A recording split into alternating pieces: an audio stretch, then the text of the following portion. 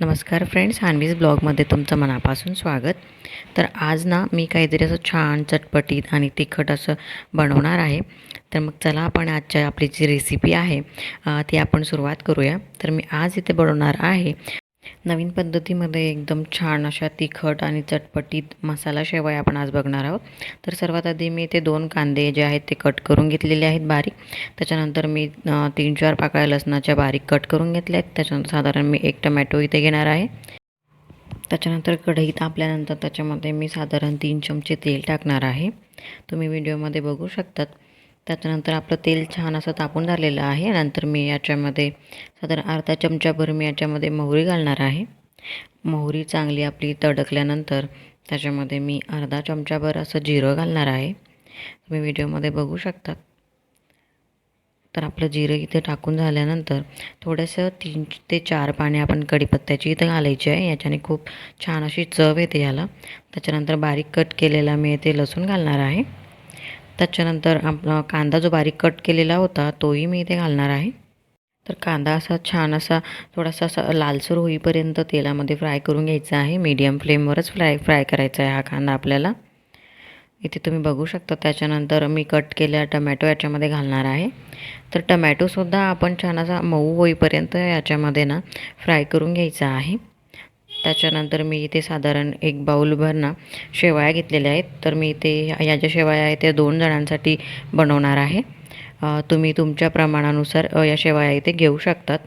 त्याच्यानंतर आपला जो कांदा आणि टमॅटो फ्राय झालेला आहे याच्यामध्ये मी 1 चमचाभर तिखट घालणार आहे.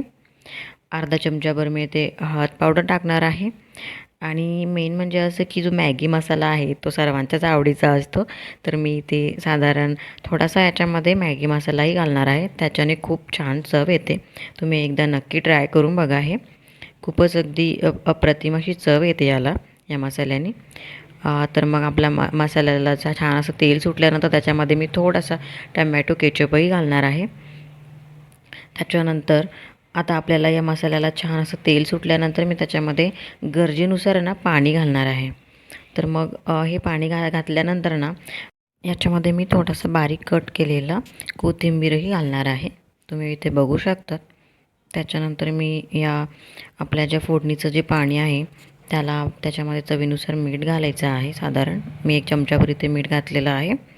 नंतर याला 5 मिनिटे ना मीडियम आचेवरती उकळी येऊ द्यायची आहे. तुम्ही ते बघू शकतात. आपल्या जे फोडणीचे जे पाणी होतं त्याला छान उकळी आलेली आहे. त्याच्यानंतर ज्या आपल्या शेवया आपण घेतलेल्या होत्या त्या या पाण्यामध्ये आपण टाकायच्या आहे. कधीही ना याला उकळी आल्यानंतरच या शेवया पाण्यामध्ये टाकायच्या आहे. त्याच्याने काय होतं ना, या शेवया ज्या आहेत त्या चिपकत नाहीत आणि छान अशा मोकळ्या होतात. तर मग इथे आपली आजची रेसिपी रेडी झालेली आहे. तुम्ही इथे बघू शकता. तर मग जेव्हा कधी आपल्याला नाश्त्याला किंवा मग काहीतरी संध्याकाळीच्या वेळेला जर चटपटीत असं खावंसं वाटेल ना, तेव्हा नक्कीच ही रेसिपी ट्राय करा आणि मला कमेंटमध्ये नक्की कळवा की तुम्हाला ही रेसिपी कशी वाटली. आणि जर सानवीज ब्लॉगला सबस्क्राईब केलं नसेल तर सबस्क्राईब करा आणि अशाच व्हिडिओज अपडेटसाठी बेल आयकनला प्रेस करा. धन्यवाद.